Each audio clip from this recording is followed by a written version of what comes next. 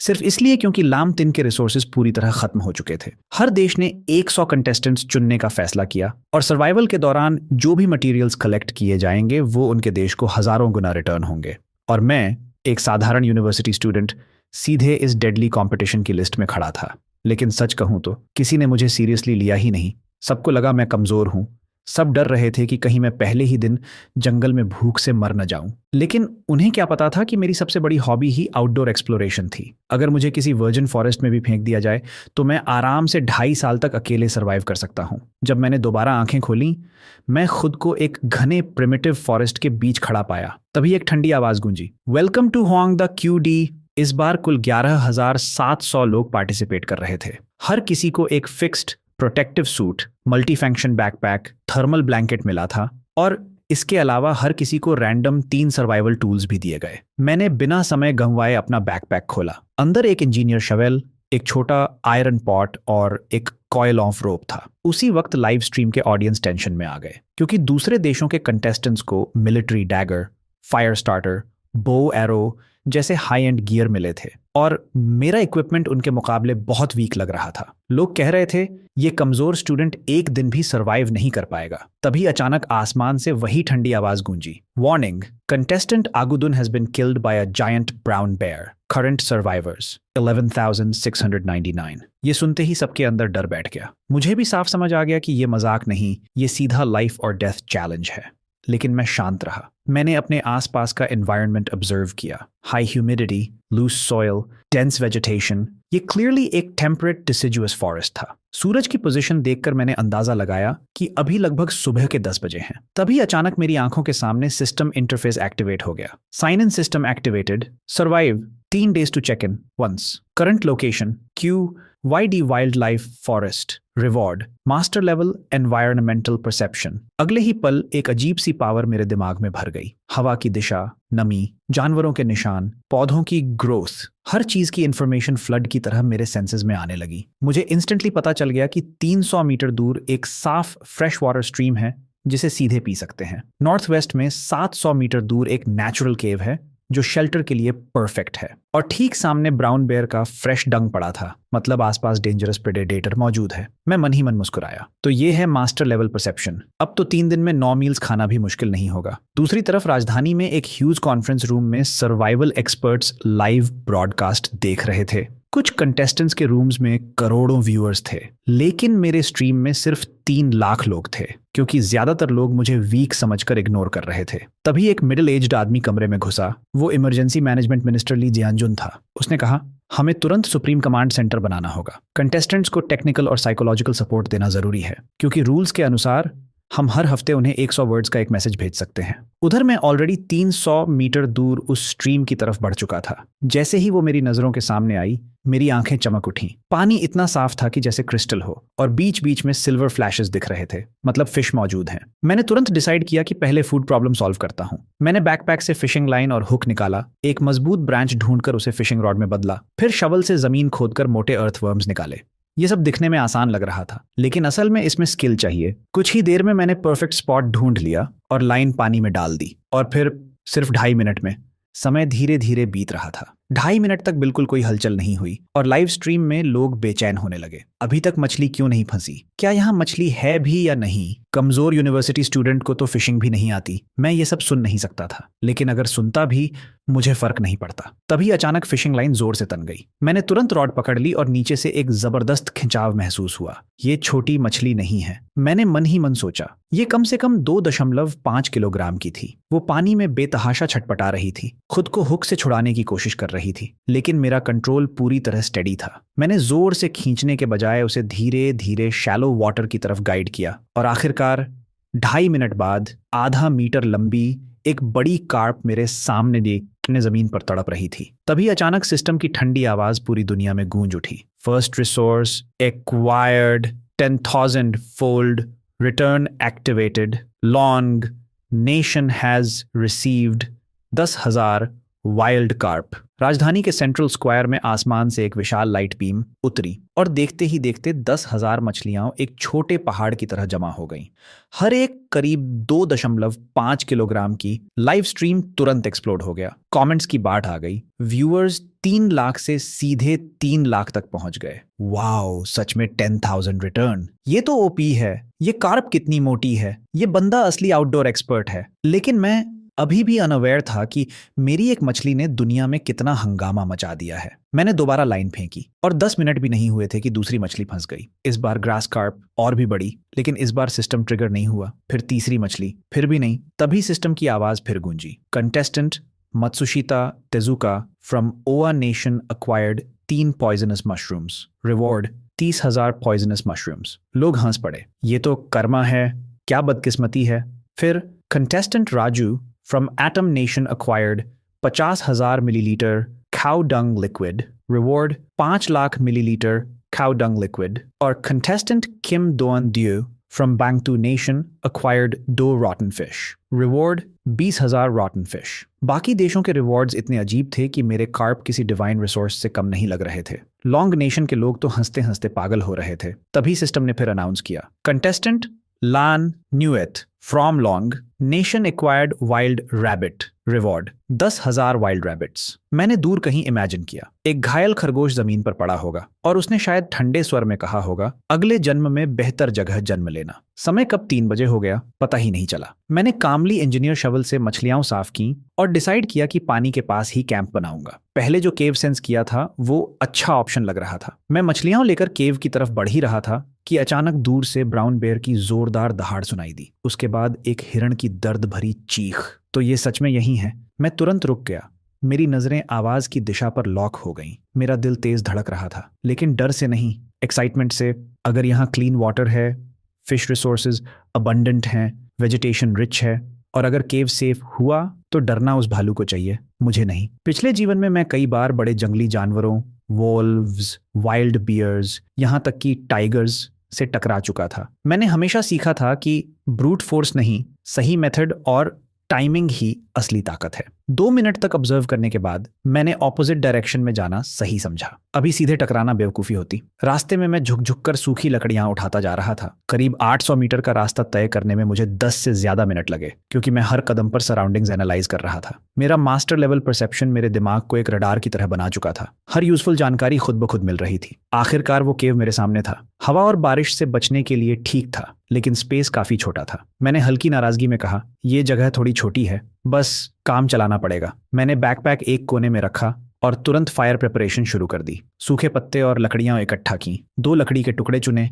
एक drill board और एक ड्रिल स्टिक। फिर दोनों हाथों से तेजी से रगड़ना शुरू किया। मेरे लिए ये बिल्कुल आसान था। आखिर 2.5 साल का आउटडोर एक्सपीरियंस था। 2.5 मिनट बाद हल्का धुआं उठने लगा और थोड़ी ही देर में आग जल उठी। परफेक्ट, मैंने मन ही मन कहा। फिर तीनों मछलियों को लकड़ी में फंसाकर आग पर रोस्ट करने लगा। 10 मिनट बाद बाहर से क्रिस्पी, अंदर से जूसी डिनर तैयार था। और उसी वक्त बाकी देशों के कंटेस्टेंट्स अभी भी जंगल में इधर उधर भटकते हुए जंगली फल ढूंढ रहे थे, जबकि मैं पहले दिन ही फीस्ट करने वाला था। मैं सिर्फ मछली खाकर ही नहीं रुका, मैंने साथ में एक पूरा बर्तन पानी भी उबाल लिया। जैसे ही मैं पेट सहलाते हुए सेटिस्फाइड महसूस कर रहा था, तभी मेरा मास्टर लेवल एनवायरमेंटल परसेप्शन अचानक एक्टिवेट हुआ और एक नई इंफॉर्मेशन मिली। गुफा के पास एक खास तरह का हर्ब मौजूद है जो सिर्फ चाय बनाने के काम ही नहीं आता, बल्कि उसमें यांग बूस्टिंग इफेक्ट भी है। मैं चौंक गया, ऐसी भी कोई चीज है यहाँ। मैंने तुरंत हाथ में पकड़ी मछली नीचे रखी और आसपास सर्च करना शुरू किया। सच में एक चट्टान के पास मुझे कुछ पतली लंबी हरी घास के गुच्छे दिखाई दिए। ये लॉन्ग टू ग्रास है। आखिरकार मैंने कुल 10 पौधे इकट्ठा कर लिए। तभी सिस्टम की आवाज गूंजी, rare resource detected, long nation has received 1 lakh long to grass. पूरी दुनिया 3 सेकंड के लिए चुप हो गई और फिर अचानक एक्सप्लोजन। क्या सच में यांग बूस्ट करता है? ये तो नेशनल बेनिफिट दे रहा है, आज ही ट्राई करेंगे। मैं ये सब जाने बिना बस कैजुअली उस ग्रास को अपने आयरन पॉट में डालकर उबालने लगा। तुरंत ही एक हल्की फ्रेश खुशबू फैल गई। एक बाइट मछली का, एक सिप लॉन्ग टू टी का। ये तो सच में परफेक्ट कॉम्बो है। मैंने 2 मछलियां खाकर पेट लगभग 80% भर लिया। एक मछली अगले दिन के लिए बचा ली। रात गहरी हो चुकी थी। यहाँ कोई लाइट पोल्यूशन नहीं था। ऊपर देखा तो पूरा मिल्की वे साफ दिख रहा था। तभी मैंने डेटा पैनल देखा। Global death count 127। पहले दिन ही इतने लोग। मैंने हल्का सा सोचा, उम्मीद है लॉन्ग नेशन के लोग टिक पाएंगे। फिर मैंने आग में और लकड़ियां डाली और fishing line of metal rod से एक सिंपल अलार्म सिस्टम बना लिया। लोग लाइव स्ट्रीम में हैरान थे, ये तो पूरा प्रोफेशनल है, बाकी लोग कांप रहे हैं और ये जिंदगी एंजॉय कर रहा है। सब तैयार करके मैंने शवल को कसकर पकड़ा और सो गया। अगली सुबह सूरज की पहली किरण मेरे चेहरे पर पड़ी। मैंने खिंचाव लिया और सोचा आज क्या प्लान होना चाहिए। मैंने फिर परसेप्शन एक्टिवेट किया। इस बार जानकारी मिली, साउथ वेस्ट में करीब 2 किलोमीटर दूर एक वाइल्ड चिकन नेस्ट है। मेरी आंखों में एक्साइटमेंट चमक उठी। आज मछली नहीं खानी पड़ेगी। मैंने जल्दी जल्दी सामान समेटा। अगर इससे बेहतर जगह नहीं मिली तो वापस यहीं आऊंगा, और मैं उस दिशा में बढ़ गया। चलते चलते मैंने सोचा सिर्फ शवल से हंटिंग मुश्किल है, मुझे एक लॉन्ग स्पीयर बनानी होगी। मैंने दिमाग में कैलकुलेशन किया, सीधी, मजबूत, सही लंबाई और संतुलित वजन। आधे घंटे बाद मुझे एक परफेक्ट पेड़ मिल गया। मैं तेजी से चढ़ा और एक ही वार में सूटेबल स्पीयर शाफ्ट काट लिया। फिर शवल की धार से उसे तराशना शुरू किया। प्लान था कि बाद में आग पर हीट करके टिप को और मजबूत कर दूं। पूरा प्रोसेस करीब 40 मिनट चला। बीच में मैंने कल बची हुई मछली भी खा ली, ताकत बनाए रखने के लिए। साथ साथ एनवायरनमेंट भी ऑब्जर्व करता रहा। मेरी मल्टीटास्किंग देखकर ऑडियंस दंग रह गए। मैंने स्पीयर घुमाकर चेक किया, अब सही है, और मैं वाइल्ड चिक्सन्स की तरफ बढ़ गया। तभी अचानक लॉन्ग नेशन के लाइव स्ट्रीम्स में हलचल मच गई। अरे जल्दी देखो, OA नेशन का स्ट्रीम। वहां 2 कंटेस्टेंट्स, मत्सुशिता टेजुका और एक मेल ग्लैडिएटोर, आपस में मिल गए थे। दोनों खुशी से चिल्ला रहे थे, हमें टीममेट मिल गया। लेकिन अगले ही पल अरबों व्यूअर्स के सामने वो एक दूसरे को गले लगाकर कुछ और करने लगे, और फिर स्ट्रीम बंद हो गया। सिस्टम ने अनाउंस किया, contestant has paused live broadcast, daily limit 2.5 hours.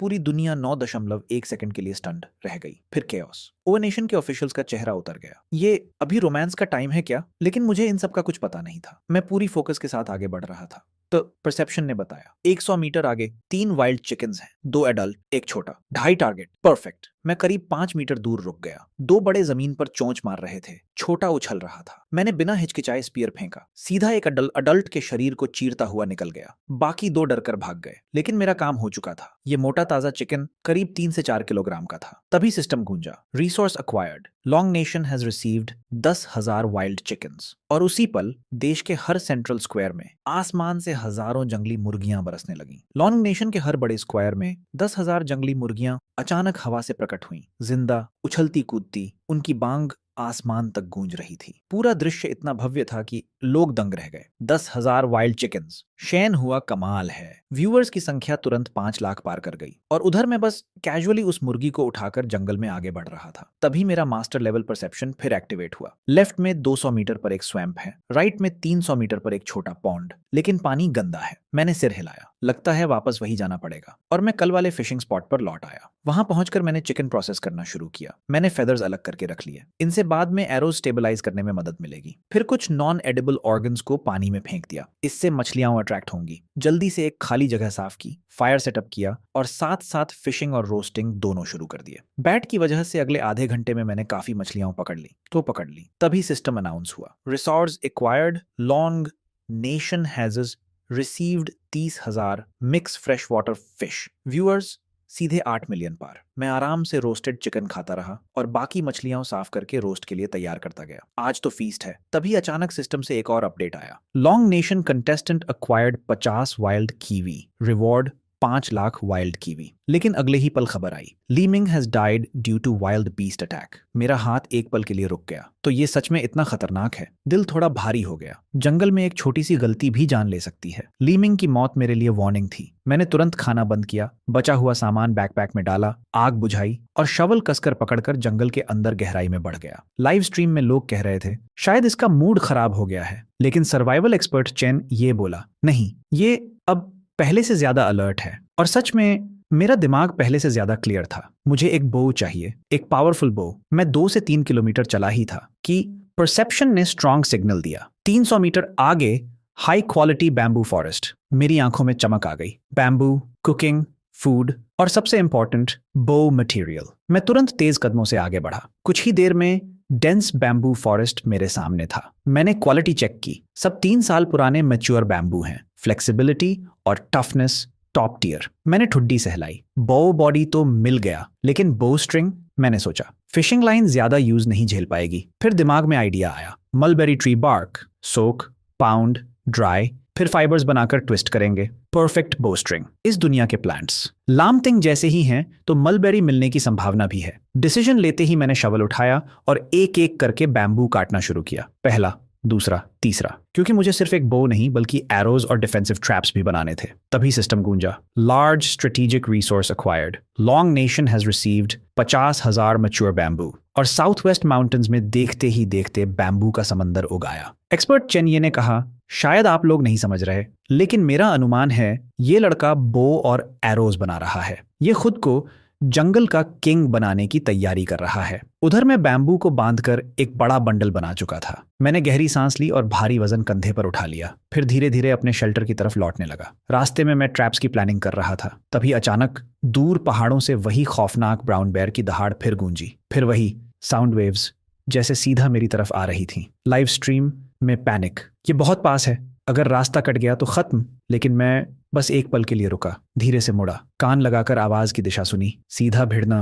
बेवकूफ़ी है, मैंने ठंडे दिमाग से सोचा, लेकिन अगर इसे सही तरीके से हैंडल किया जाए। मेरी आंखों में हल्की चमक आई। Bear hide, top tier armour, bear gall, medicine और सैकड़ों किलो मीट। मेरा ग्रिप शवल पर परश और मजबूत हो गया। ये सिर्फ खतरा नहीं है, ये रिसोर्स है। मेरे लिए वो भालू साफ तौर पर एक चलता फिरता रिसोर्स ट्रेजर था। लेकिन मैंने अभी बिना देर किए बैम्बू का भारी बंडल उठाया और शेल्टर की तरफ लौट पड़ा। वहां पहुंचते ही बिना एक पल आराम किए मैंने उन विशाल बैम्बू को प्रोसेस करना शुरू कर दिया। मैंने इंजीनियर शवल उठाया और तेजी से काट छांट करते हुए एक के बाद एक शार्प बैम्बू स्टेक्स बनाता गया। कुछ ही देर में मैंने 10 से 12 नुकीले स्टेक्स तैयार कर लिए। ये हंटिंग के सबसे डेडली ट्रैप्स में से एक होते हैं। लाइव स्ट्रीम में लोग सिहर उठे, हे भगवान, ये क्या करने वाला है? इतने सारे स्पाइक्स, कहीं ये भालू के लिए तो नहीं? मैंने उन स्टेक्स को रोप से कसकर बांधा, बची हुई रोस्टेड फिश और चिकन को बड़े पत्तों में लपेटा, शवल उठाया और फिर चुपचाप जंगल के अंदर घुस गया। मैंने धीमे से बुदबुदाया, ब्राउन बेयर, तेरे अच्छे दिन खत्म। तभी मेरी नाक में एक तेज सड़ी हुई गंध आई, खून और पेशाब की मिली जुली बदबू। मैंने आगे देखा, फ्रेश बियर डंक। मैं तुरंत अलर्ट हो गया, आसपास ध्यान से चेक किया, सब सेफ था। मैंने शवेल उठाया और खुदाई शुरू कर दी। पूरे 2.5 घंटे बाद एक ट्रैप तैयार था, लगभग 2.5 मीटर चौड़ा और 2 मीटर गहरा। फिर मैंने एक एक करके सारे शार्पेंड बैम्बू स्टेक नीचे कीचड़ में गाड़ दिए। मैं हल्का सा मुस्कुराया, ये तेरे लिए खास तैयार किया है। फिर ब्रांचेस और सूखे पत्तों से उसे कैमोफ्लाज कर दिया। ऊपर से बिल्कुल नॉर्मल जमीन लग रही थी, लेकिन नीचे मौत छुपी थी। सूरज ढलने लगा था। मैं वेस्ट की तरफ गया, पानी भरा, कुछ लकड़ियां उठाई और केव लौट आया। रात को चिकन का एक टुकड़ा और लॉन्ग टू टी का एक घूंट लेते हुए मैं थोड़ा रिलैक्स हुआ। लेकिन मैंने महसूस किया, खाना चाहे कितना भी अच्छा हो, बिना नमक के स्वाद अधूरा है। दिन भर ट्रैप खोदने से मेरा शरीर थक चुका था, मसल्स में दर्द था, एनर्जी भी पहले जैसी नहीं थी। कल मुझे सॉल्ट ढूंढना ही पड़ेगा। खाना खत्म करके भी मैं नहीं रुका। मैं बैम्बू को और तराशता रहा। तभी अचानक आसमान गरजा और मोटी मोटी बारिश की बूंदें गिरने लगीं। लेकिन मैं केव के अंदर सेफ था। एक और सिंपल अलार्म सिस्टम बनाकर मैं आराम से सो गया। अगली सुबह उठते ही मेरा पहला काम था ट्रैप चेक करना। जैसे ही मैंने सामान उठाया, एक ठंडी मैकेनिकल आवाज गूंजी। गेम इंटेंसिटी बढ़ाने के लिए पूरे मैप में 1000 सप्लाई क्रेट्स ड्रॉप किए गए हैं, जिनमें फूड, वाटर, मेडिकल किट्स और इवन गन्स भी हैं। मैं हल्का सा चौंका। गन्स भी?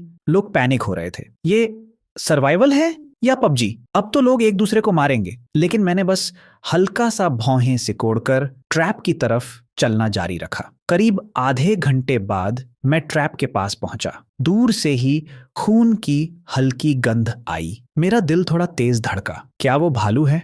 मैंने स्पीयर कसकर पकड़ा और धीरे धीरे आगे बढ़ा। ऊपर से सब बिखरा हुआ था। मैं झट से आगे बढ़ा और नीचे झांका। भालू नहीं, नीचे एक मस्क डियर फंसा हुआ था। शायद रात की बारिश में रास्ता भटक गया और ट्रैप में गिर गया। हालांकि ये भालू नहीं था, लेकिन इसका साइज कम नहीं था, कम से कम 200 से 300 किलो। तभी सिस्टम गूंजा, resource acquired, long nation has received 10,000 musk deer. पूरे देश में हड़कंप मच गया। राजधानी के स्क्वायर में हजारों हिरण प्रकट हो गए, ताकतवर, जिंदा, हर तरफ दौड़ते हुए। लोग खुशी से चिल्ला उठे और मैं बस शांत खड़ा ट्रैप के किनारे देख रहा था। फिर मैं नीचे कूद गया। नाइफ जैसा शार्प शवल इस्तेमाल करते हुए मैंने पहला वार गर्दन की आर्टरी पर किया, खून निकालने के लिए। फिर बिना समय गंवाए मैं तेजी से उसका प्रोसेसिंग करने लगा। कुछ ही पलों में 300 किलो का जानवर 7 से 8 हिस्सों में बदल चुका था। मैंने सबसे फैटी मीट, एक लिवर पीस, केयरफुली पैक किया और सबसे भारी हाइंड लेग कंधे पर उठा लिया। मुझे जल्दी सब मीट केव तक ले जाना होगा, नहीं तो दूसरे जानवर अट्रैक्ट हो जाएंगे।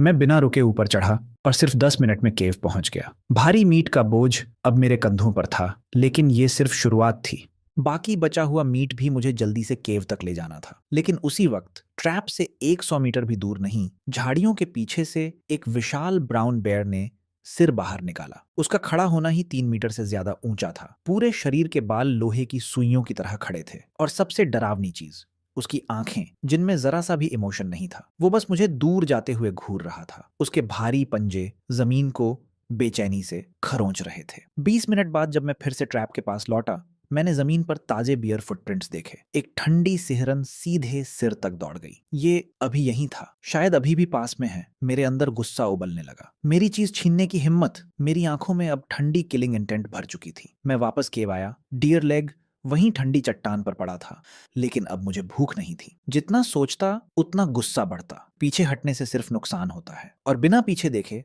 मैं फिर जंगल की तरफ निकल गया। इस बार मैंने एक नई दिशा पकड़ी, अनएक्सप्लोर्ड एरिया। करीब 1 किलोमीटर चलने के बाद मैं अचानक रुक गया। लेफ्ट में 50 मीटर पर कुछ मूवमेंट ध्यान से देखा। Mulberry tree. मेरी आंखों में चमक आ गई। वो बॉडी है, एरोज होंगे। अब बो स्ट्रिंग भी मिल गई। मैंने तुरंत शवल निकाला और सावधानी से बार्क निकालना शुरू किया। करीब 12 बंडल्स कलेक्ट कर लिए। अब वापस जाकर स्ट्रिंग बना सकता हूँ। सेटिस्फाइड होकर मैं बैकपैक पहनने ही वाला था कि अचानक किसी ने मेरे राइट शोल्डर पर हल्का सा थपथपाया। वो टच अजीब था, हल्का, गर्म। ये क्या? ऑलमोस्ट रिफ्लेक्स में मैंने शवेल पीछे घुमा दिया, लेकिन पीछे कुछ नहीं था। अगले ही पल ऊपर पेड़ से मंकी की आवाज आई। मैंने देखा, एक बंदर टहनी से लटक रहा था, दांत दिखाकर हंस रहा था और मेरा बैकपैक छीनने की कोशिश कर रहा था। इस बार मेरा गुस्सा फट पड़ा। पहले भालू, अब बंदर भी। मैंने बिना दया के शवल कसकर पकड़ा। कुछ ही सेकंड में जंगल में उसकी दर्दनाक चीख गूंज उठी। मैंने उसकी लाश की तरफ देखा भी नहीं। ये मेरे काम का नहीं। उसी समय लाइव स्ट्रीम में फिर हंगामा मच गया। एक कंटेस्टेंट कुमार को सप्लाई क्रेट मिला था। उसके पास फूड, मेड किट और एक बड़ा लिजर्ड भी था। लेकिन उसने जो किया उससे पूरी दुनिया शॉक में चली गई। एक्सपर्ट्स तक चुप हो गए। लेकिन मुझे इन सब का कोई अंदाजा नहीं था। मैं तो अभी भी अपने रास्ते पर फोकस्ड था। आगे 100 मीटर पर स्वैम्प था। मैंने तुरंत रास्ता बदल लिया। थोड़ी दूर पर जमीन पर ढेर सारा एनिमल डंग दिखा। ये किसी जानवर का कॉमन पाथ है। मैंने स्पीयर कसकर पकड़ा और घास में छिप गया। तभी सामने एक छोटा डियर दिखाई दिया। वो एक सफेद भूरे पत्थर को चाट रहा था। मेरी आंखें सिकुड़ गईं। सॉल्ट और इतने दिनों से मेरे शरीर को सॉल्ट की कमी महसूस हो रही थी और अब मेरे सामने ये पूरा ट्रेजर पड़ा था। ये भी चाहिए और वो डियर भी। मैं धीरे धीरे नीचे बैठा, सावधानी से पास पहुंचा। सही डिस्टेंस मिलते ही मैंने स्पीयर फेंका, सीधा उसके रिब्स के पार। डियर घबराकर भागा, लेकिन कुछ कदम बाद ही गिर पड़ा। मैं आगे बढ़ा, स्पीयर निकाला, लेकिन पहले उसे प्रोसेस करने के बजाय मैं सॉल्ट ओर की तरफ मुड़ा। शवल से एक टुकड़ा तोड़ा, जीभ से चखा। सच में सॉल्ट। मेरे अंदर सेटिस्फैक्शन की लहर दौड़ गई। अब प्रिजर्व्ड मीट बना सकता हूं, स्टैमिना भी वापस पीक पर आएगा। तभी सिस्टम गूंजा, resource acquired, long nation has received 10,000 wild deer. लेकिन मैं बिना रुके सॉल्ट माइनिंग करता रहा। हर वार से हाथ सुन्न हो रहा था, लेकिन मैं तब तक नहीं रुका जब तक आधा बैकपैक भर नहीं गया। आज का हार्वेस्ट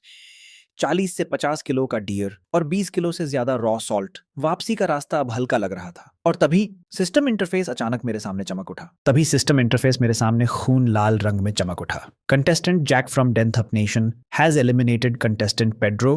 मैं एक पल के लिए ठिठक गया। तो अब लोग एक दूसरे को मार भी रहे हैं, मार भी रहे हैं। जैक, एक farmer elite special forces member, जंगल वॉरफेयर और असैसिनेशन में माहिर। उसके लिए ये जंगल सर्वाइवल नहीं, हंटिंग ग्राउंड था। उसी पल मुझे समझ आ गया, अब इस गेम की नेचर बदल चुकी है। यहाँ हर इंसान या तो हंटर है या प्रे। मैं चुपचाप केव लौटा, एक सॉल्ट ओर का टुकड़ा सपाट पत्थर पर रखा और दूसरे पत्थर से उसे तोड़ना शुरू किया। धीरे धीरे वो छोटे छोटे दानों में बदल गया। मेरा गोल क्लियर था, रिफाइन करना, ताकि टेस्ट बेहतर हो और हार्मफुल मेटल्स निकल जाएं। मैंने वाटर और सॉल्ट का रेशियो लगभग 10:3 रखा, फिर आयरन पॉट में डालकर हीट किया और लगातार हिलाता रहा। डिसॉल्व होने के बाद मैंने बैकपैक से एक खाली बैम्बू ट्यूब निकाली। उसमें पहले फाइन सैंड डाला, फिर फायर के पास रखकर चारकोल लेयर बनाई। एक सिंपल फिल्टर तैयार हो गया। फिर मैंने ब्राइन को धीरे धीरे उस फिल्टर से गुजारा। ये प्रोसेस मैंने 3 बार रिपीट किया। उसके बाद साफ ब्राइन को फिर से पॉट में डालकर एवेपोरेट करने लगा। धीरे धीरे पानी उड़ता गया और नीचे सफेद क्रिस्टल्स बनने लगे।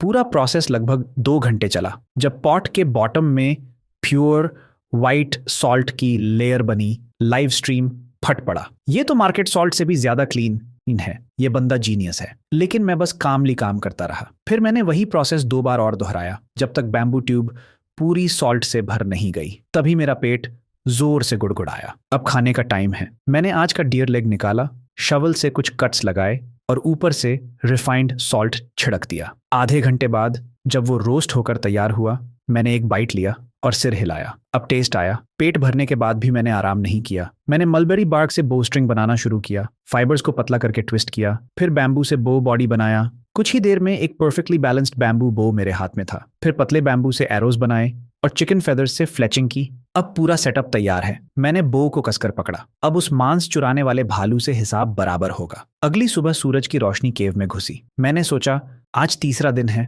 सिस्टम क्या देगा। तभी इंटरफेस आया, 3 days survival complete, do you want to sign in. मैंने मन ही मन कहा साइन इन और तुरंत मैंने लाइव स्ट्रीम बंद कर दिया। जो भी मिलेगा ऑडियंस को नहीं दिखना चाहिए। जैसे ही स्क्रीन काली हुई, करोड़ों लोग पैनिक में आ गए। एक्सपर्ट्स गेस कर रहे थे और तभी sign in successful, reward desert eagle handgun plus add 30 bullets. मैं एक पल के लिए चुप रह गया। अब ये तो पूरी गेम बदल देगा। मेरे पास ऑलरेडी बो था, लेकिन ये गन मुझे सीधे मॉडर्न वॉरफेयर में ले आई थी। मैंने तुरंत गन और मैगजीन बैकपैक के सबसे अंदर छुपा दिए। इसका एक्सप्लेनेशन देना इम्पॉसिबल है। फिर मैंने लाइव स्ट्रीम वापस ऑन किया। लेफ्ट हैंड में बैम्बू बो और एरोज, राइट हैंड में शार्पेंड स्पीयर। फुली आर्म्ड होकर मैं केव से बाहर निकला। ऑडियंस शॉक में, ये भालू की तरफ जा रहा है, ये पागलपन है। एक्सपर्ट चैन ये भी सीरियस हो गया। अगर वाइटल स्पॉट हिट नहीं हुआ तो ये सुसाइड हो सकता है। लेकिन मैं असामान्य रूप से शांत था। मैं उसी ट्रैप के पास पहुंचा जिसे भालू ने पहले डिस्ट्रॉय किया था। मिट्टी अभी भी ढीली थी और वहां साफ साफ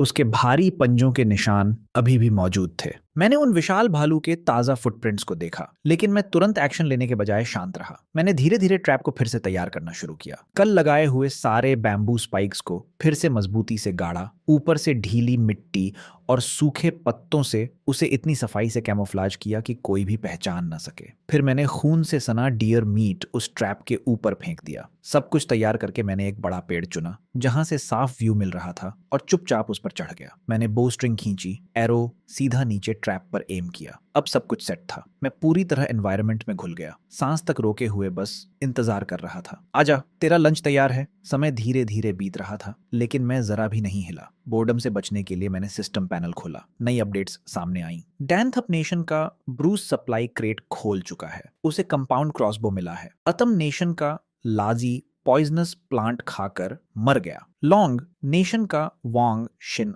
आयरन और ढूंढ चुका है। मैंने मन ही मन सोचा, वुडन वेपन्स से काम नहीं चलेगा, आयरन वेपन ही फ्यूचर है। लेकिन पहले इस भालू को खत्म करना होगा, फिर सप्लाई क्रेट ढूंढूंगा ताकि गन का सोर्स जस्टिफाई कर सकूं। उसी वक्त जंगल के किसी और हिस्से में एक और शैडो तेजी से पेड़ों के बीच मूव कर रही थी। वो थी लन वेट। उसकी लाइव स्ट्रीम भी पीक पर थी। अचानक वो रुकी, जमीन से एक कटे हुए बैम्बू का टुकड़ा उठाया, ध्यान से जांचा। फिर उसकी नजर दूर एक केव पर गई। वो सीधे अंदर नहीं गई, बल्कि पहले आसपास स्काउटिंग करने लगी। जल्दी ही उसे कई सर्वाइवल ट्रेसेस मिले, कटे हुए पेड़, खून के निशान, फायर के अवशेष, सॉल्ट फ्रैगमेंट। उसके दिमाग में एक क्लियर पिक्चर बन गई। यहाँ कोई बहुत एक्सपीरियंस्ड और स्किल्ड इंसान रहता है। कमांड सेंटर में सब खड़े हो गए। अगर ये दोनों मिल गए तो गेम बदल जाएगा। ससे। लेकिन लनगुएत ने 5 मिनट ऑब्जर्व करने के बाद पीछे हटना चुना। अगर ये एनिमी हुआ तो वो दूसरे सर्वाइवर्स को ढूंढने निकल गई। उधर मैं पेड़ पर बैठे बैठे पूरे 4 घंटे इंतजार कर चुका था। तभी अचानक सरसर पत्तों के रगड़ने की आवाज आई। मेरी आंखें एकदम खुल गईं और मैंने देखा, वो आया, एक विशाल ब्राउन बेयर, मेरी कल्पना से भी बड़ा। खड़ा होता तो 3 मीटर से ऊपर। लाइव स्ट्रीम फट पड़ा। भाग जाओ, ये इम्पॉसिबल है। एक्सपर्ट चेन ये का चेहरा भी सख्त हो गया। अब सब ट्रैप पर डिपेंड है। भालू धीरे धीरे ट्रैप के पास आया। उसने नीचे पड़े मीट को देखा, लेकिन सीधे नहीं कूदा। वो उसके चारों तरफ घूमने लगा, बार बार सूंघता, जैसे उसे डेंजर का एहसास हो। हर सेकंड के साथ मेरा दिल गले तक आ रहा था। मेरा एरो उसकी आंख पर लॉक था। मैं बस सही मोमेंट का इंतजार कर रहा था, या तो वो ट्रैप में कदम रखे या कोई ओपनिंग दे। उसने ट्रैप के चारों तरफ 3 चक्कर लगाए और फिर जो हुआ, उसने मुझे और करोड़ों व्यूअर्स को शॉक कर दिया। वो भालू अचानक आक्रामक नहीं हुआ। उसने धीरे धीरे ट्रैप के किनारे आकर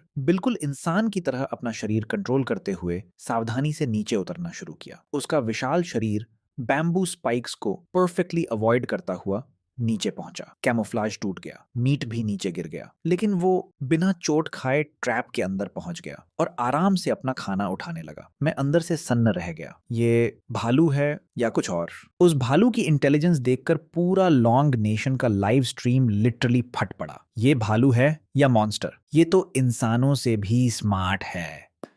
पेड़ पर बैठे हुए मेरे हाथ की नसें उभर आई थीं। मैंने हर पॉसिबिलिटी कैलकुलेट की थी, लेकिन ये मैंने सोचा ही नहीं था। नीचे ट्रैप में वो विशाल भालू आराम से डियर मीट मुंह में दबाए बाहर निकलने ही वाला था। लाखों लोगों की सांसें अटक गई थीं। यही मौका है। मेरे होंठों पर एक ठंडी मुस्कान आई जैसे ही उसका सिर ट्रैप के किनारे से बाहर निकला। स्विश! मेरा एरो हवा चीरता हुआ गया, सीधा उसके माथे पर लगा। एम बिल्कुल परफेक्ट था, लेकिन बैम्बू बो और डियर बोन एरो उसकी मोटी खोपड़ी को भेद नहीं पाए। फिर भी इम्पैक्ट इतना जोरदार था कि उसका संतुलन बिगड़ गया। वो आधा बाहर निकल चुका था, तभी दर्द से कराहता हुआ पीछे गिर पड़ा और अगले ही पल छपाक! उसका शरीर उन डेडली बैम्बू स्पाइक्स पर जा गिरा। मांस चीरने की आवाजें गूंज उठीं। उसके बाद उसकी दहाड़ इतनी भयानक कि पूरा जंगल कांप उठा। पक्षी डरकर उड़ गए और मैं पेड़ पर खड़ा, माथे पर पसीना, लेकिन फोकस एक सेकंड भी नहीं टूटा। मैंने तुरंत दूसरा एरो निकाला। अगर ये फिर ऊपर आया तो खत्म। नीचे ट्रैप में वो पागलों की तरह तड़प रहा था। उसके पंजे मिट्टी उछाल रहे थे। कुछ ही सेकंड में धूल का गुबार उठ गया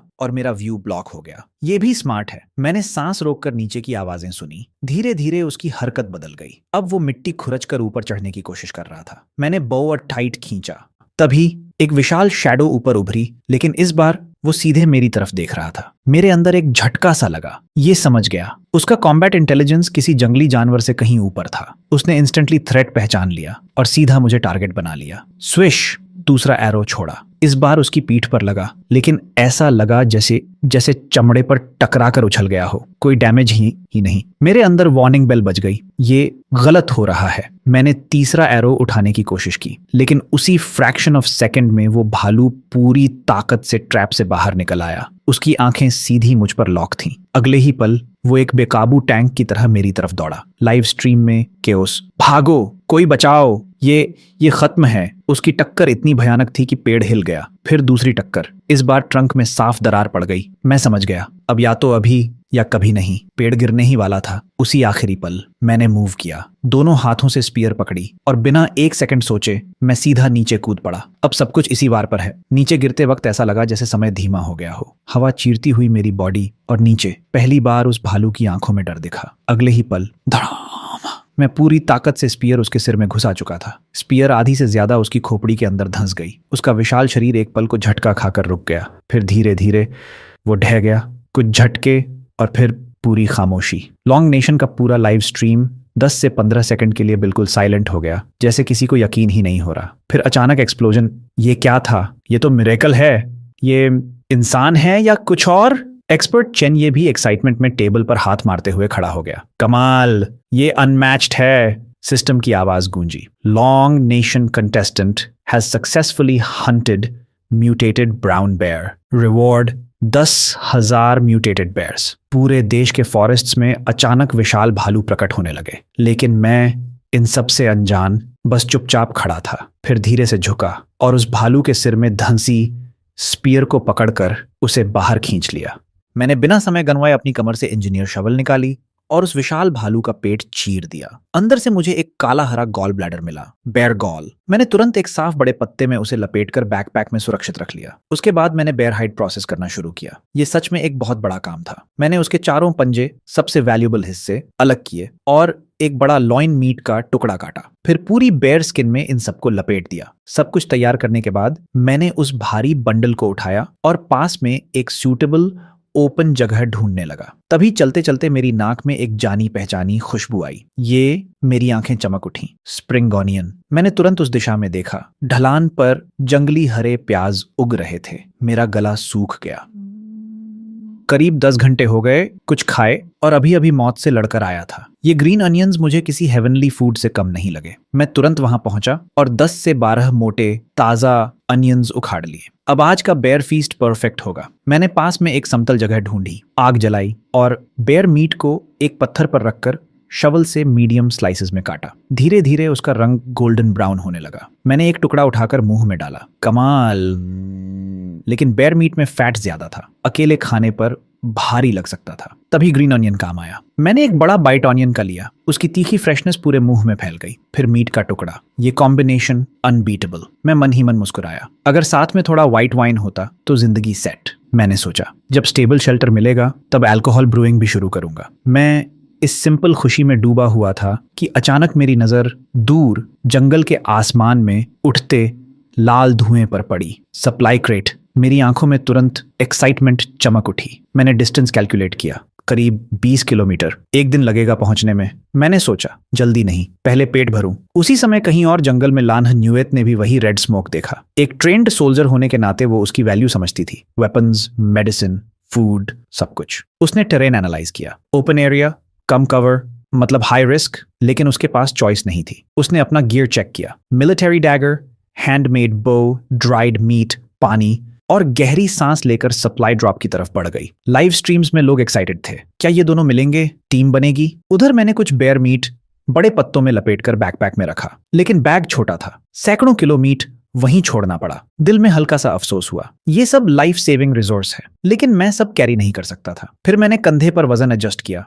बेयर मीट, हाइड और बाकी गियर मिलाकर करीब 60 किलो। चलते चलते मेरे कंधे दर्द करने लगे। स्पीड धीमी हो रही थी। ऐसे तो बहुत समय लगेगा। मैं तरीका सोच ही रहा था कि अचानक सिस्टम की फेमिलियर आवाज गूंजी। Special mineral resource detected nearby. मुझे ऐसा लगा जैसे कोई इनविजिबल फोर्स मुझे एक खास दिशा में खींच रही हो, और मैं बिना रुके उसी दिशा में बढ़ गया। कम क्वांग के निर्देशों का पीछा करते हुए मैं आगे बढ़ा, और अचानक मेरे सामने एक प्राकृतिक चट्टान की दीवार उभर आई। ओह, ये तो मेरी सांसें तेज हो गईं। ये एक गोल्ड वेन था, नेचुरल गोल्ड माइन। आधुनिक दुनिया में गोल्ड ही तो अल्टीमेट करेंसी है। मैं तो सच में अमीर हो गया। बिना एक सेकंड गंवाए मैंने इंजीनियर शवल निकाली और चट्टान पर मारना शुरू किया। केंग केंग, साफ धातु जैसी आवाज गूंज रही थी। लगातार मेहनत के बाद मैंने हाई ग्रेड गोल्ड ओर के 10 से ज्यादा टुकड़े निकाल लिए। तभी सिस्टम गूंजा। Long nation contestant discovered natural gold mine reward 10,000 large gold mines. पूरे लॉन्ग नेशन में जमीन से छोटे छोटे पहाड़ उगने लगे।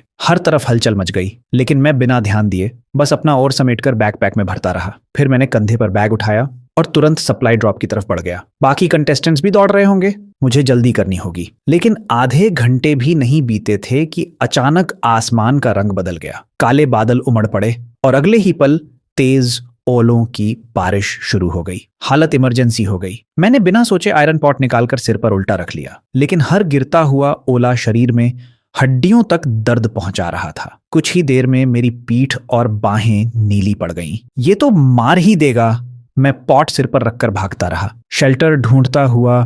तभी मुझे थोड़ी दूरी पर चट्टान के नीचे एक केव दिखी। मैं तुरंत उसकी तरफ भागा। ये मौसम सच में पागल है। उसी समय दूर कहीं मत्सुशिता तेजुका और उसका साथी बारिश से बचने की कोशिश कर रहे थे, लेकिन पेड़ों की पत्तियां ओलों को रोक नहीं पा रही थीं। दोनों बुरी तरह घायल हो रहे थे। और दूसरी तरफ डेंथ अप नेशन का एक कंटेस्टेंट खुले मैदान में फंस गया। हर कुछ कदम पर एक ओला उसके घुटनों पर गिर रहा था। वो उठ ही नहीं पा रहा था। उधर केव के अंदर टेम्परेचर तेजी से गिर रहा था। मैंने ठंडी सांस छोड़ी। भाप साफ दिख रही थी। कुछ समय तक यहां से निकलना पॉसिबल नहीं। मैंने बैकपैक से बचा हुआ बेयर मीट निकाला और आग जलाने की तैयारी की, लेकिन इस एक्सट्रीम वेदर में फायर स्टार्ट करना मुश्किल हो गया। जहां नॉर्मली कुछ मिनट लगते थे, वहां आधा घंटा लग गया और फिर भी कुछ नहीं हुआ। लगता है फायर स्टार्टिंग स्टोन ढूंढना पड़ेगा। मैं थोड़ी देर रुककर फिर कोशिश करने ही वाला था कि अचानक बाहर से फुटस्टेप्स की आवाज आई। मैं तुरंत सतर्क हो गया, शवल कसकर पकड़ी और एंट्रेंस की तरफ देखा। ओलों की बारिश के बीच एक धुंधली आकृति मेरी तरफ आ रही थी। धीरे धीरे वो साफ हुई। एक आदमी, मीडियम बिल्ड, एक भरा हुआ बैकपैक उसके कंधे पर। ये कौन है?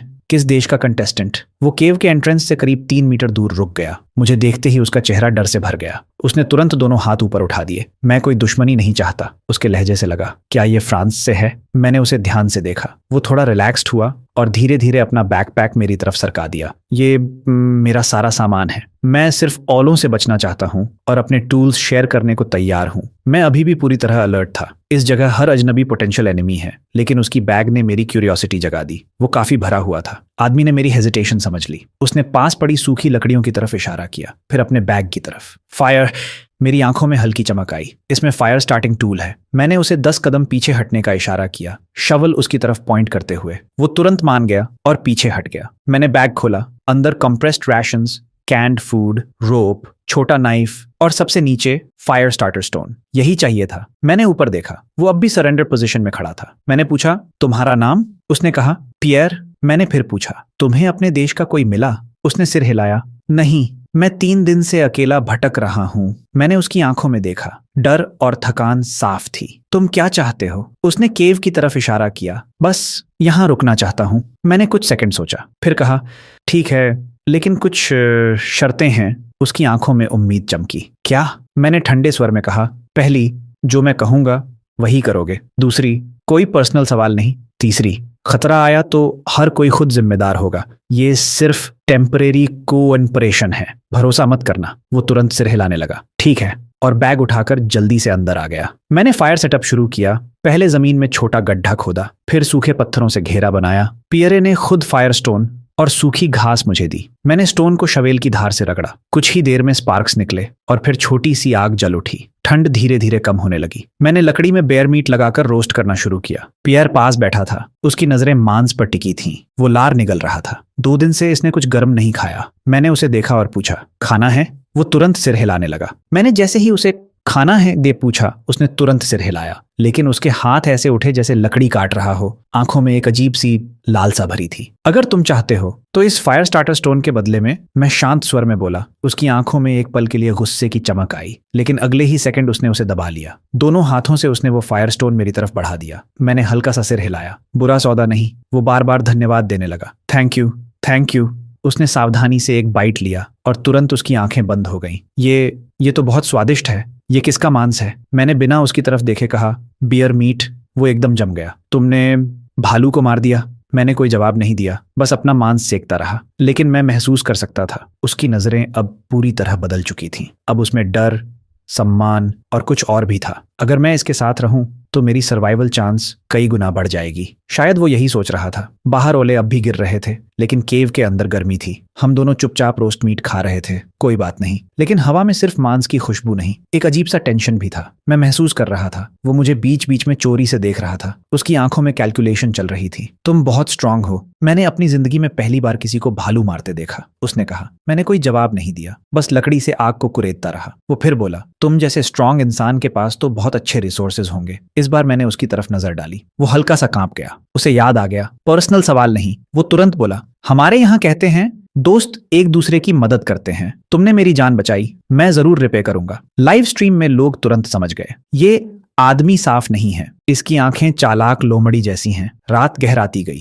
बाहर ओले रुक गए। उसने मेरी तरफ देखा। अब तक सोए क्यों नहीं? मैंने आंखें बंद रखकर ही कहा। तुम भी तो नहीं सोए? वो हंसा। मैं रात को जागने का आदी हूं। तुम सो जाओ, मैं गार्ड करूंगा। मैंने सीधा जवाब दिया, मुझे नींद नहीं है। उसका प्लान वहीं रुक गया। वो थोड़ा बेचैन हुआ, फिर बोला, तो हम दोनों साथ में गार्ड करते हैं। मैंने कहा, जैसा चाहो। समय धीरे धीरे बीतता गया। उसकी बेचैनी बढ़ती जा रही थी। आखिर वो बोला, मुझे बाहर जाना है। मेरे होठों पर हल्की ठंडी मुस्कान आई। टॉयलेट जाने के लिए पूरा बैकपैक ले जाओगे? वो जैसे छूट गया। हाँ, और तुरंत बाहर निकल गया। जैसे ही वो गया, मैं तुरंत उठ खड़ा हुआ। आग को लात मारकर बुझाया, अपना सारा गियर उठाया और बिना आवाज किए अंधेरे में गायब हो गया। कुछ ही देर में मैंने एक पत्थर के पीछे पोजीशन ले ली। बो ऑलरेडी ड्रॉन। मैं पूरी तरह रात में घुल गया। ये आदमी डेफिनेटली प्रॉब्लम है। 10 मिनट भी नहीं हुए थे कि दूर से दबे पांव फुटस्टेप्स आए। 2 लोग। एक आवाज आई, इवान, वही केव है। दूसरी आवाज, पक्का है? हाँ, मैंने पूरी रात देखा। वो अकेला है। फिर वो बोला, पहले उसके हाथ पैर तोड़ेंगे, फिर सब लूट करेंगे, कोई निशान नहीं छोड़ना। अगले ही पल दोनों भेड़ियों की तरह केव में घुसे, लेकिन अंदर कुछ नहीं था, सिर्फ बुझी हुई आग। पियरे का चेहरा सफेद पड़ गया। ये कैसे? इवान ने तुरंत उसे घूरा। तू पकड़ा गया है। उसी पल स्विश, मेरा एरो पियरे की जांघ में धंस गया। वो जोर से गिर पड़ा। एवन चौंक गया। नाइफ उठाकर चिल्लाया, कौन है? जवाब में दूसरा एरो आया, सीधा उसके हाथ में। नाइफ गिर गया। वो दर्द से चीख उठा। मैं धीरे धीरे पत्थर के पीछे से बाहर आया। बो फिर से एम पर, बिना कोई एक्स्ट्रा बात। मैं बस धीरे धीरे बो खींच रहा था। इस जंगल में सिर्फ स्ट्रांग सरवाइव करते हैं। कुछ ही पलों में सब खत्म हो गया। रात की हवा में खून की गंध फैल गई, लेकिन मुझे कोई फर्क नहीं पड़ा। मैंने कामली उनके बैग्स चेक किए। कंप्रेस्ड राशंस, आधी पानी की बोतल, एक ब्रांड न्यू मेडिकल किट, ये तो सेकंड लाइफ है। फिर स्विस नाइफ, और आइवन के बैग में dried rabbit meat, nylon rope और एक बड़ा नाइफ। ये सब टॉप टियर सर्वाइवल गियर शी। मैंने सब अपने बैकपैक में भर लिया। आखिरी बार उनकी लाशों को देखा। मेरी आंखें ठंडी थीं। अगले जन्म में समझदारी से जीना, और मैं मुड़कर अंधेरे में खो गया। उसी वक्त लॉन्ग नेशन के लाइव स्ट्रीम में एक्सप्लोजन हो चुका था। लोग चिल्ला रहे थे, ये है असली किंग, और मैं बस आगे बढ़ता जा रहा था। मैंने उन दोनों को खत्म करने के बाद बिना एक शब्द बोले अपना काम पूरा किया। लेकिन बाहर की दुनिया में जो हुआ वो किसी टेक्स्ट बुक काउंटर किल से कम नहीं था। लोग चिल्ला रहे थे, ये है असली सर्वाइवल। जंगल में सबसे खतरनाक जानवर इंसान है। लॉन्ग नेशन खुशी से उफान पर था, लेकिन दूसरी तरफ कुछ देशों में सन्नाटा छा गया। इमरजेंसी ग्लोबल कॉन्फ्रेंस में फ्रांस का रिप्रेजेंटेटिव गुस्से से लाल हो चुका था। वो पागलों की तरह मेरे एक्शंस पर आरोप लगा रहा था। लेकिन लॉन्ग नेशन का प्रतिनिधि बस हल्की मुस्कान के साथ बोला, रूल्स ऐसे ही हैं, और वो कुछ साबित नहीं कर पाया। फिर उसने दांत भींचकर धमकी दी, 2 दिन बाद कंटेस्टेंट्स के बीच कम्युनिकेशन चैनल खुलेगा। तब मैं अपने देश के सभी बचे हुए लोगों को आदेश दूंगा कि हर कीमत पर लॉन्ग नेशन के हर कंटेस्टेंट का शिकार किया जाए। कमरे का माहौल जम गया, लेकिन जवाब सिर्फ एक शांत आवाज में आया,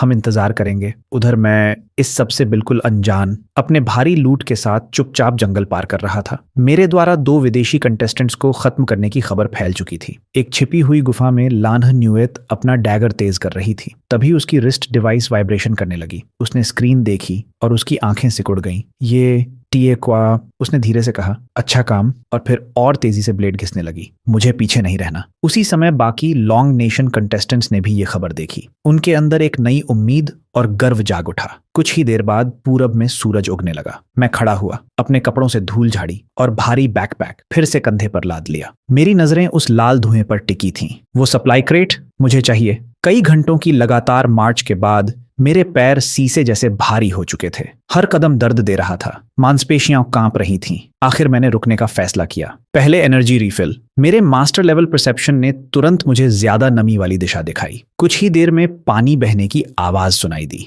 मैंने झाड़ियों को हटाया। एक छोटी स्ट्रीम मेरे सामने थी। पानी पूरी तरह साफ नहीं था, उसमें रेत और पत्ते थे, लेकिन इस हालत में यही जीवन था। मैंने बैकपैक नीचे फेंका, बड़ा नाइफ निकाला, एक मोटे पेड़ के पास गया, गहरी सांस ली और पूरी ताकत से वार किया। ब्लेड आधे तने में धंस गया। मैंने दांत भींचे और लगातार वार किए। 2 मिनट से भी कम में पेड़ गिर गया। मैंने तुरंत उसे लकड़ियों में तोड़ा, फिर फायर स्टार्टर निकाला, नाइफ की स्पाइन से मैग्नीशियम रॉड पर घिसा। चिंगारी सीधा सूखी घास पर गिरी और अगले ही पल आग भड़क उठी। गर्माहट ने मेरे पूरे शरीर को ढक लिया। आग सच में जीवन है। मैंने हल्की सांस छोड़ी, फिर शवल से स्ट्रीम के पास एक छोटा फिल्ट्रेशन पिट बनाया। उसमें कंकड़, रेत और मिट्टी की परतें डाली। फिर गंदा पानी निकालकर कई बार फिल्टर किया और आयरन पॉट में डालकर उबालने रखा। जब तक पानी बॉयल हो रहा था, मैंने बैकपैक से ड्राइड रैबिट निकाला। वो लकड़ी जैसा सख्त था, लेकिन मेरे लिए ये लग्जरी था। बियर मीट बहुत खा लिया, थोड़ा बदलाव अच्छा रहेगा।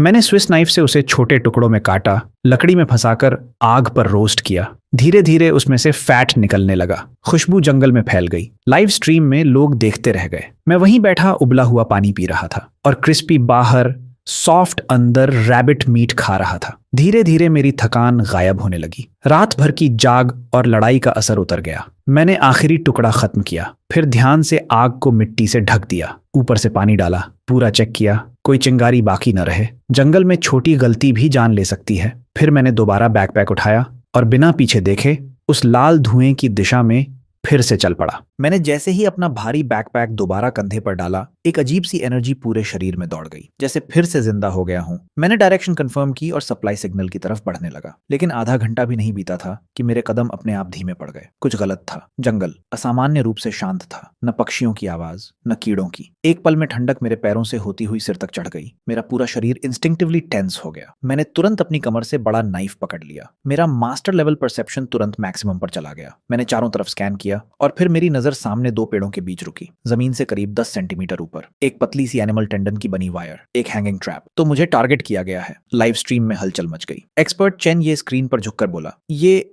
ह्यूमन टारगेट ट्रैप है। इसे किसी ने स्पेसिफिकली इसके लिए लगाया है। लेकिन मैंने तुरंत रिएक्ट नहीं किया। मैं धीरे से नीचे बैठा, उंगली से जमीन पर सर्कल बनाते हुए दिमाग में पूरा 3D अटैक मॉडल सिमुलेट करने लगा। अगर ट्रैप एक्टिवेट हुआ तो अटैक कहां से आएगा? कुछ ही सेकंड में मेरी नजर 2 परफेक्ट एम्बुश पॉइंट्स पर टिक गई। मेरे होंठों पर ठंडी मुस्कान आ गई। समझ गया। मैं चुपचाप 2 कदम पीछे हटा और अगले ही पल मेरा शरीर छाया में गायब हो गया। मैंने बो उठाया, एरो चढ़ाया, सांस रोक ली। उधर एम्बुश पॉइंट पर दो लोग छिपे बैठे थे, मत्सुशिता तेजुका और उसका साथी। वो फुसफुसाया, क्या उसने ट्रैप डिटेक्ट कर लिया? जवाब आया, नामुमकिन। ये एंशियंट टेक्निक है, वो नहीं समझ सकता। बस इंतजार करो। समय बीतता गया, लेकिन कोई मूवमेंट नहीं। उनकी पेशेंस टूटने लगी। तभी झाड़ियों में हल्की आवाज हुई। वो घबराकर क्रॉसबो उठाता है, लेकिन वो सिर्फ एक खरगोश था। उसने राहत की सांस ली और उसी पल स्विश! मेरी एरो हवा चीरती हुई आई, सीधा उसकी कलाई में धंस गई। उसकी चीख पूरे जंगल में गूंज उठी। मात्सुशिता तेजुका तुरंत रोल करके बाहर निकला, नाइफ रेडी। लेकिन तब तक मैं सामने आ चुका था, बाव हाथ में, आंखें ठंडी, जैसे दो लाशों को देख रहा हूँ। तुम कौन हो? उसने पूछा। मैंने जवाब नहीं दिया, बस बाव खींचा। उसने तुरंत 3 शार्प स्टोन्स मेरी तरफ फेंके और खुद नाइफ लेकर चार्ज किया, लेकिन मैं उससे तेज था। मैंने बस बॉडी हल्की सी टिल्ट की और स्टोन्स मिस, और उसी फ्लो में एरो छोड़ा। वो साइड में कूदा, लेकिन एरो उसके साथी की तरफ गया, जो पहले से घायल था। ठाक! सीधा उसके सिर में। Instant death. ये देखकर उसकी आंखों में डर साफ था, लेकिन मैं रुकने वाला नहीं था। मैंने शवल निकाली और सीधा उसकी तरफ दौड़ा। उसने नाइफ से ब्लॉक किया। क्लैंग! स्पार्क्स निकले, लेकिन मेरी ताकत उससे कहीं ज्यादा थी। इम्पैक्ट से उसका हाथ फट गया। वो पीछे लड़खड़ा गया। ये इंसान है या मॉन्स्टर? उसकी आंखों में शॉक था, लेकिन मैंने 1 सेकंड भी नहीं छोड़ा। लगातार अटैक। उसने हाथ से रोकने की कोशिश की। क्रैक! हड्डियां टूट गईं। वो पीछे उड़ता हुआ पेड़ से टकराया और उसी पल मैं उसके ऊपर पहुंच गया। शवल उठाई और सीधे उसके सिर पर वार करने ही वाला था। तभी करीब 1 किलोमीटर दूर लंढुएत ने वो चीख सुनी। वो तुरंत रुक गई, डायरेक्शन आइडेंटिफाई किया, लेकिन सीधे जाने के बजाय उसने अपनी प्रेजेंस पूरी तरह सप्रेस की और चुपचाप आगे बढ़ी। कुछ ही देर में वो एक बड़े पेड़ के पीछे पहुंच गई। वो आगे का सीन देखने ही वाली थी कि अचानक स्विश! पीछे से एक काला एरो उसकी तरफ आया।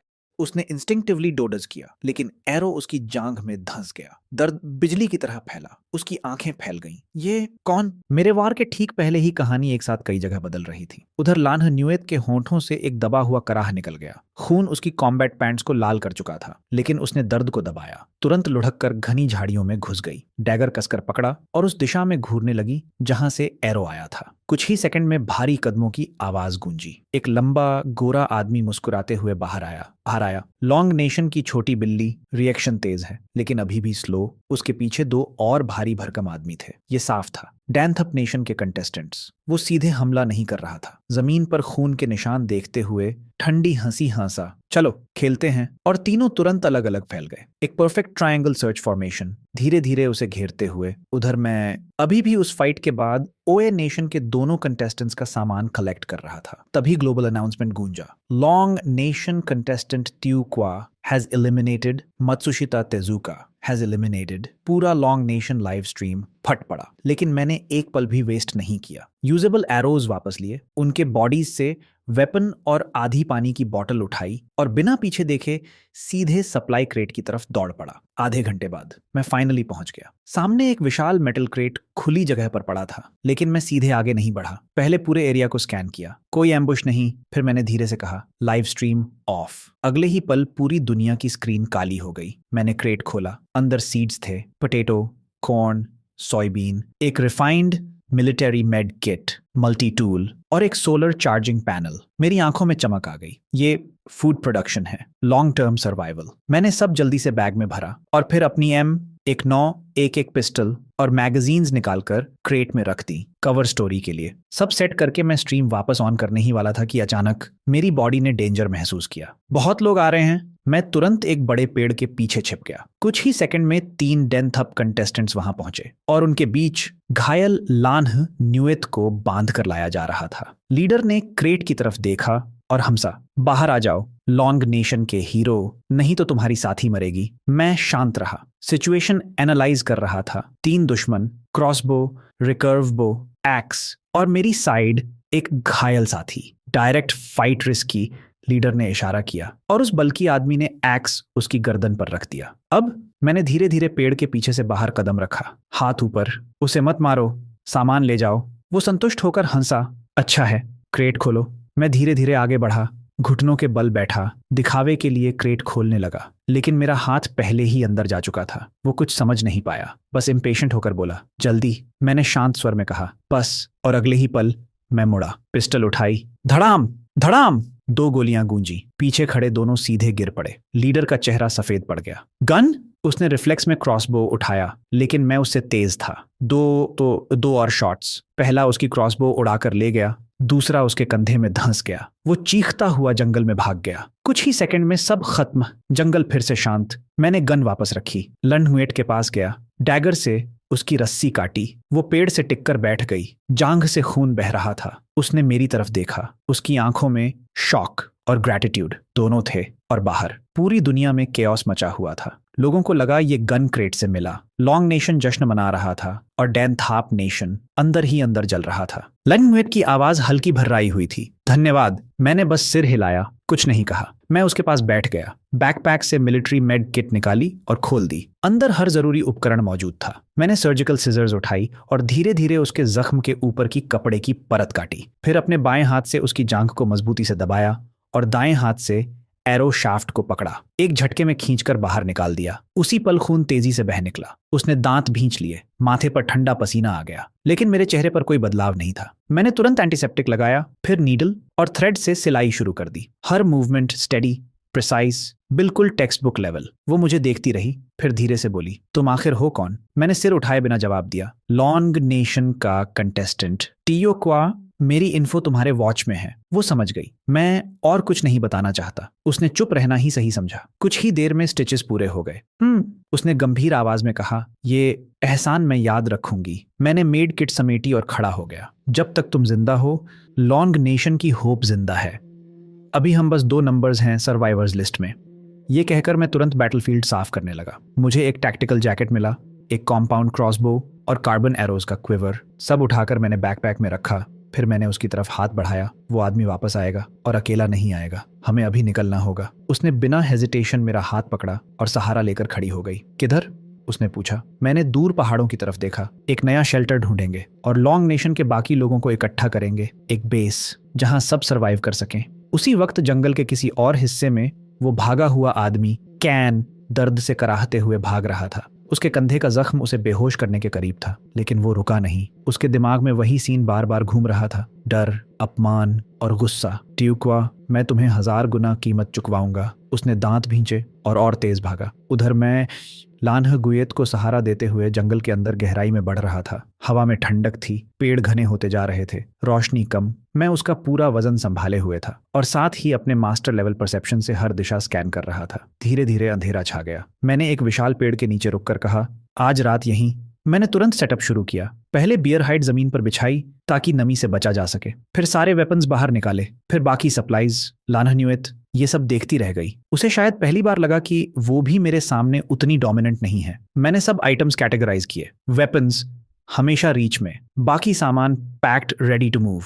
फिर मैंने आयरन पॉट और 2 वाटर बॉटल्स उठाई। फायर स्टार्टर सैर और डैगर उसे देते हुए कहा, तुम यहाँ फायर जलाओ, बॉडी टेम्परेचर मेंटेन करो। मैं पानी और खाना लेकर आता हूँ। तुम्हारे वुंड को साफ पानी चाहिए। अलर्ट रहना। उसने सिर हिलाया और मैं तुरंत जंगल में गायब हो गया। कैंप से ज्यादा दूर नहीं गया। परसेप्शन से आसपास स्कैन किया। कुछ ही मिनटों में वेस्ट डायरेक्शन में हल्की पानी की आवाज मिली। मैं तुरंत उस तरफ बढ़ा। करीब 10 मिनट बाद एक साफ स्ट्रीम सामने थी। मैं नीचे बैठा, पानी भरा, स्मेल चेक किया, सेफ। बॉटल्स भर दी। तभी भूं की आवाज आई। मैंने ऊपर देखा। पेड़ पर एक बीहिव लटका था। मेरे अंदर एक्साइटमेंट दौड़ गई। Honey, sugar source. मैंने तुरंत आसपास देखा। कुछ मगवॉट प्लांट्स और सूखी टहनियां। मेरे दिमाग में प्लान बन गया। मैंने मगवॉट की पत्तियां तोड़ी, सूखी लकड़ियां इकट्ठा की, फिर वापस आकर फायर स्टार्टर से आग जलाई। जैसे ही लकड़ियां अंगारों में बदली, मैंने ऊपर मगवॉट डाल दिया। कुछ ही सेकंड में घना सफेद धुआं उठने लगा। मैंने बड़े पत्तों से उसे लपेटकर एक छोटा ओपनिंग छोड़ा ताकि स्मोक कंट्रोल में रहे।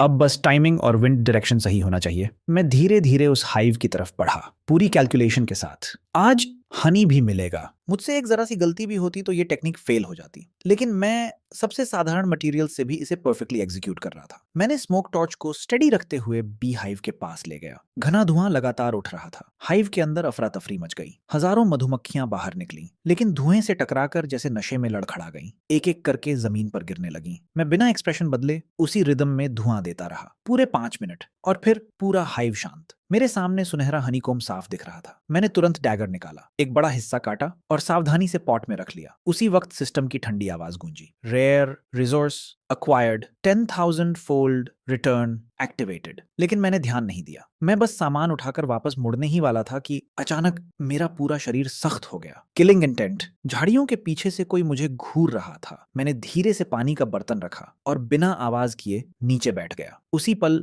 लॉन्ग नेशन में हजारों बीहाइव्स प्रकट हो चुके थे, लेकिन मेरा पूरा ध्यान सामने था। मैंने देखा एक एडल्ट ग्रे वुल्फ झाड़ियों से बाहर आया। उसकी आंखें मुझ पर टिकी थीं। वो धीरे धीरे सूंघ रहा था। मैंने धीरे से हाथ अपनी डेजर्ट ईगल की तरफ बढ़ाया, बस 1 इंच, और तभी वो वुल्फ सिर उठाकर लंबी हुआ हुआ करने लगा। मेरा दिल डूब गया। ये अकेला नहीं है, ये पैक को बुला रहा था। मैंने बिना देरी किए गन निकाली। धड़ाम, एक ही शॉट उसकी खोपड़ी चीर दी। वो वहीं गिर पड़ा, लेकिन देर हो चुकी थी।